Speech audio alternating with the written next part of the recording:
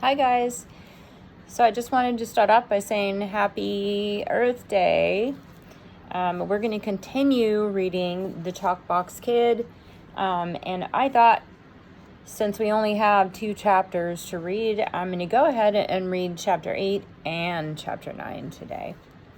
So we were talking about at the end of the last chapter when Gregory saw all of the kids kind of bunched together and they were all talking and looking back at him, and he thought they were talking about him. So, and I asked you to make a prediction.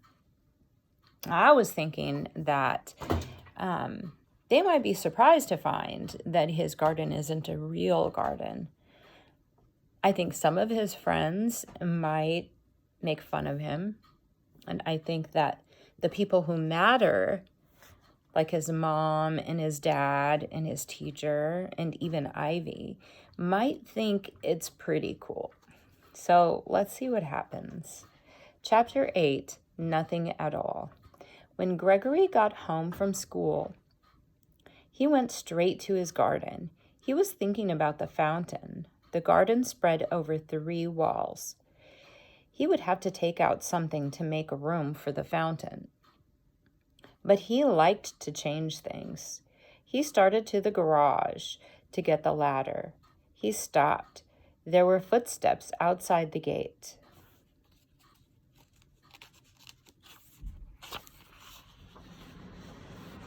Someone laughed. Someone went, shh.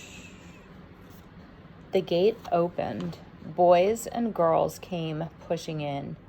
They were all from room 3.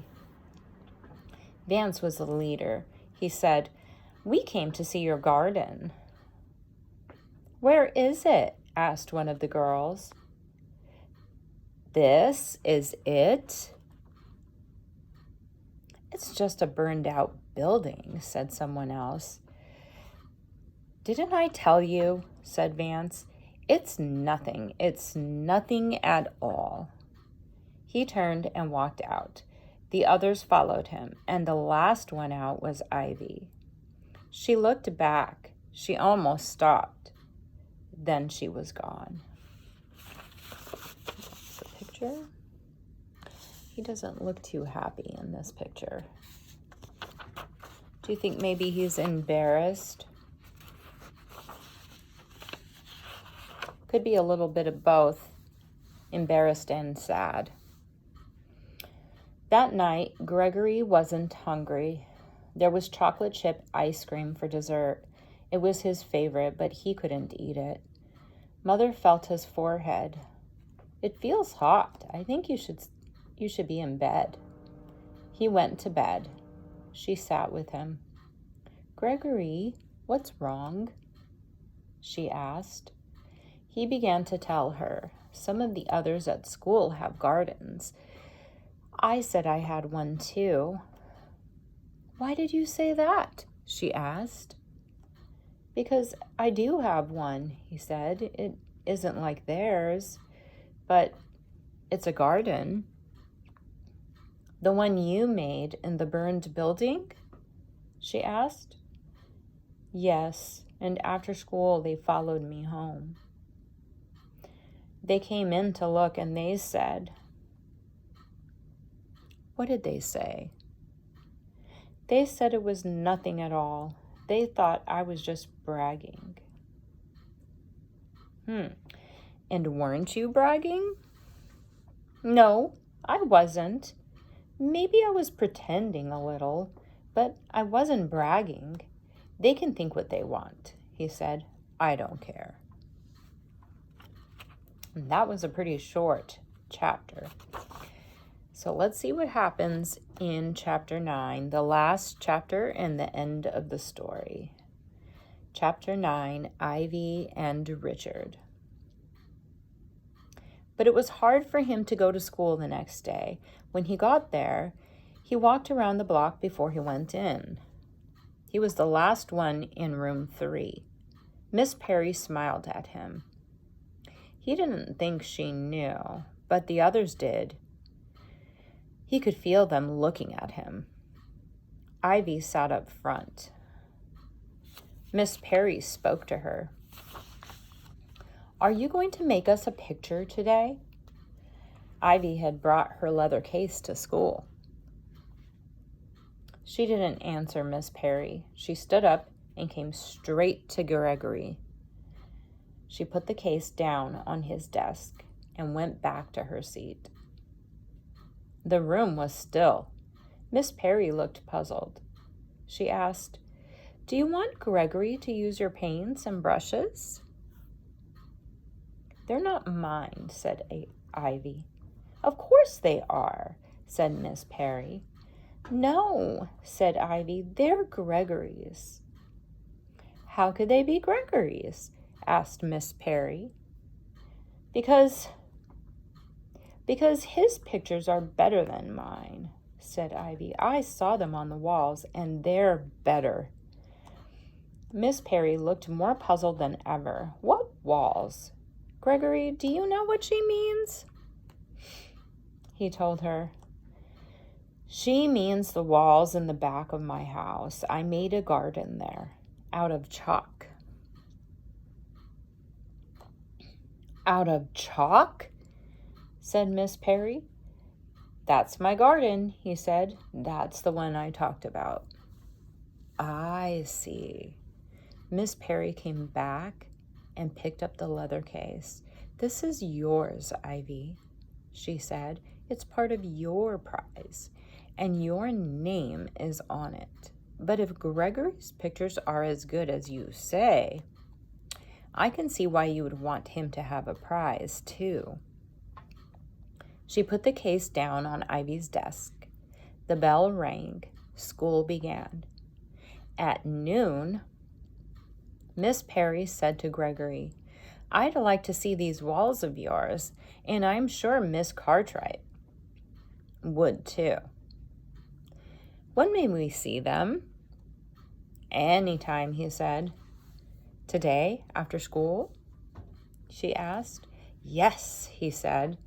They walked home with him after school, Miss Perry and Miss Cartwright. He opened the gate for them. Miss Perry said, "Oh." Miss Cartwright said, "It really is a garden." They looked at the walls and talked to each other. They sounded excited. The pictures he did in art were nice, but nothing like this, said Miss Cartwright. "I heard him say a piece of paper wasn't big enough. I think he needed a whole wall."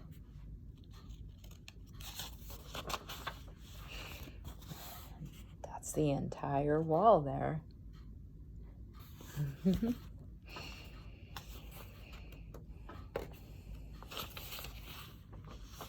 Miss Perry asked him, "Where did you get the idea for this?" "From Mr. Hiller," he said. "I want him to see it," said Miss Perry.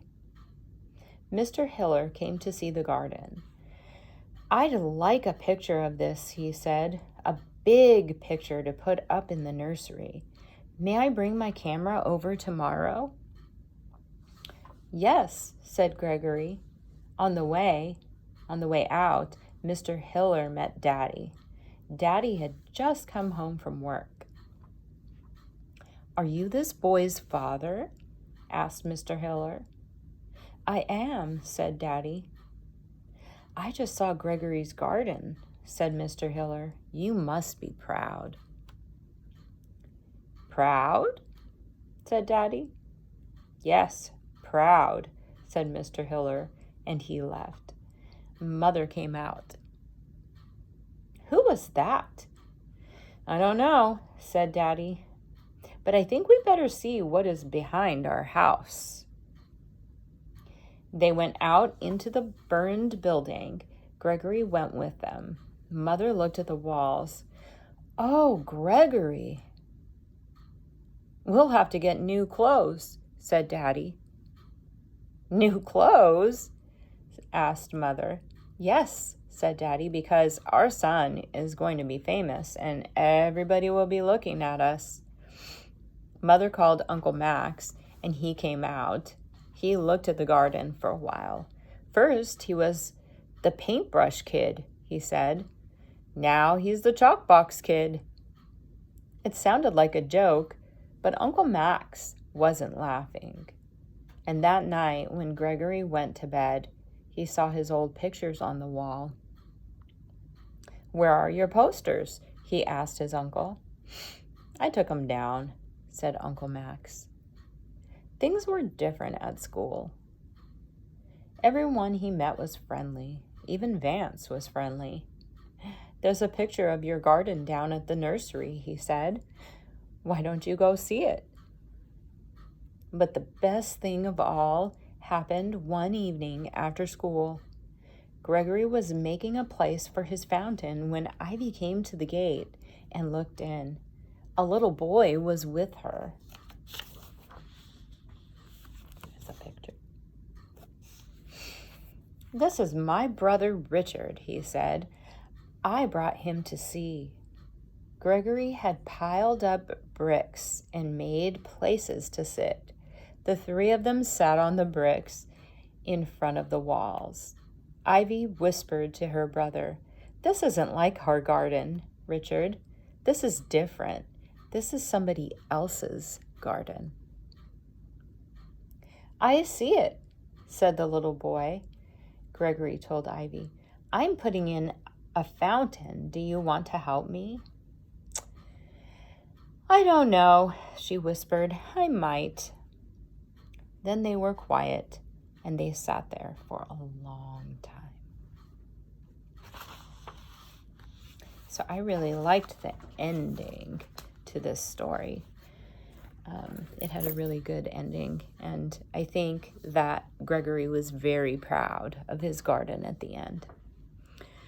So, on the Google Classroom for actually tomorrow, you will find the quizzes for chapters 7, 8, and 9.